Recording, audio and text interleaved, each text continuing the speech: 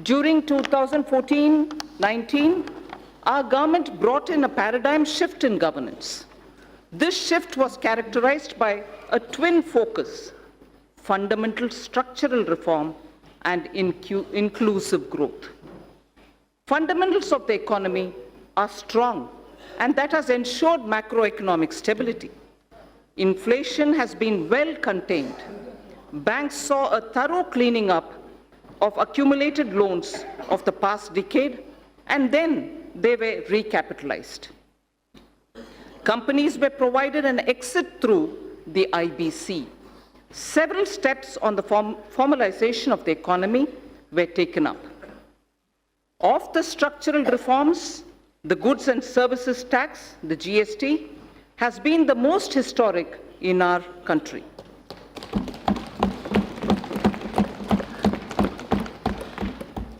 Its chief architect is not with us today. I pay homage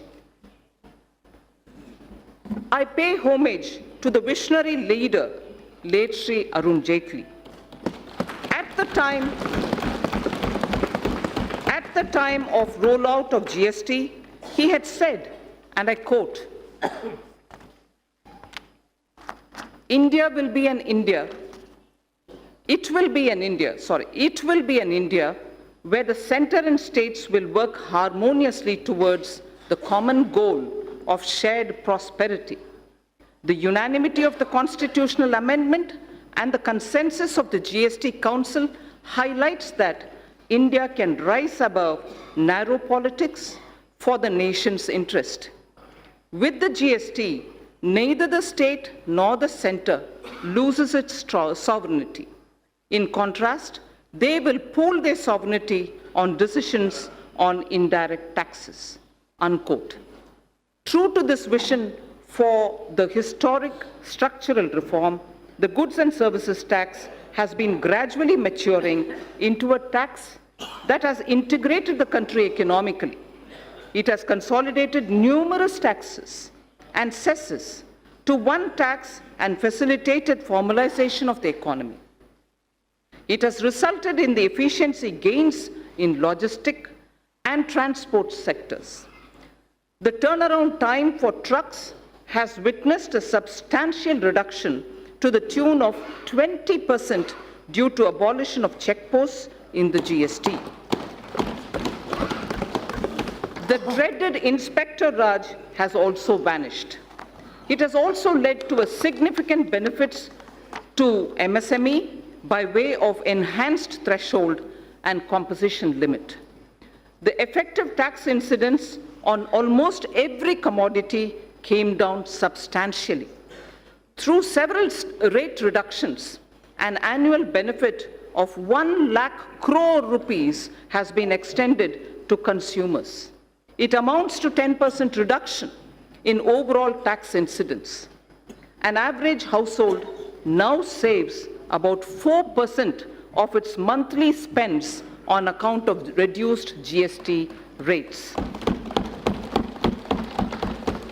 During this phase of maturing, GST did face certain challenges.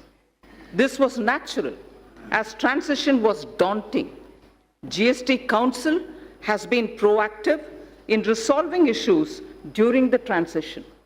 In the last 2 years, we have added more than 60 lakh new taxpayers. A total of about 40 crore returns were filed. 800 crore invoices were uploaded, and 105 crore e-way bills were generated. There has been extensive engagement with stakeholders. A simplified new return system is being introduced from 1st April 2020. A former Prime Minister had once voiced a concern that the fruits of the welfare schemes were not reaching the intended citizens. The common and deserving citizen was only receiving 15 paise of every rupee sent to him. Guided by Sabka Saath, Sabka Vikas, Sabka Vishwas, our government And our Prime Minister added manifold speed and scaled up the implementation of schemes and programs that directly benefited the poor and the disadvantaged. I wish to list out only a few as examples. 1. Welfare schemes with direct benefit transfer embedded in them. 2. Sanitation and water as provision of basic needs and as a measure of preventive health care. 3. Healthcare through Ayushman Bharat. Clean energy through Ujjwala and solar power. 4th. 5th. Financial inclusion, credit support, insurance protection to vulnerable sections and pension scheme. 6th, digital penetration with broadband and UPI. And finally, affordable housing for all through PMAY, the Prime Minister Awas Yojana. The milestones achieved are unprecedented, globally recognized, and benchmarked against international indices. This strategy changed the established order of a few individuals, cornering most of the benefits, and was appreciated by the people. This had immensely positive outcomes. We have moved on from a growth rate of just over 4% in 1950s to 6% in 80s and in the 90s. However, during 2014 and 19, we clocked a growth of 7.4% on average, with inflation averaging around 4.5% itself. It is worthwhile to note that inflation was close to 9% in the last 2 decades of the last millennium and ranged 10.5% during 2009 and 14. Between 2006 and 16, India was able to raise, I repeat that line, between 2006 and 16, India was able to raise 271 million people out of poverty, which we all should be proud of. We are now the 5th largest economy of the world.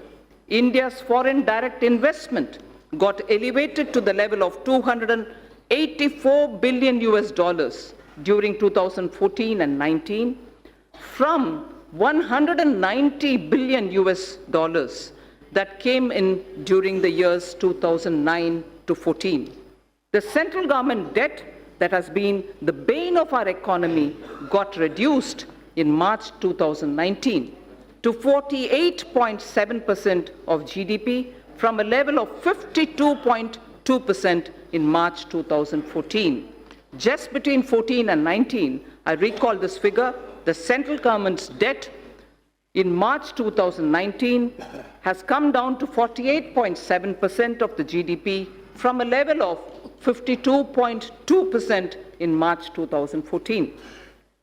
With this backdrop, our government shall work towards taking the country forward so that we can leapfrog to the next level of health, prosperity, and well-being.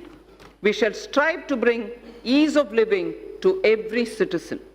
I'm mindful of presenting this budget in the backdrop of 2 cross-cutting developments. 1, proliferation of technologies, especially analytics, machine learning, robotics, bioinformatics, and artificial intelligence.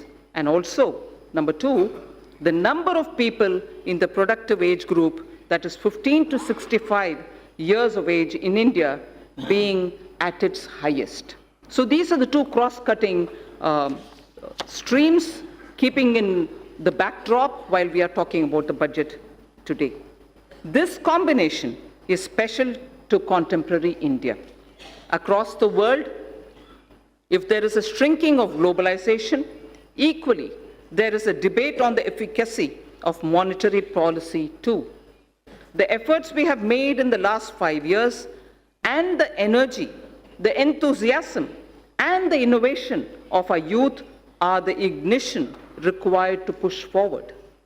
This Indian spirit of entrepreneurship, which weathered several storms over the centuries, inspire and motivate us.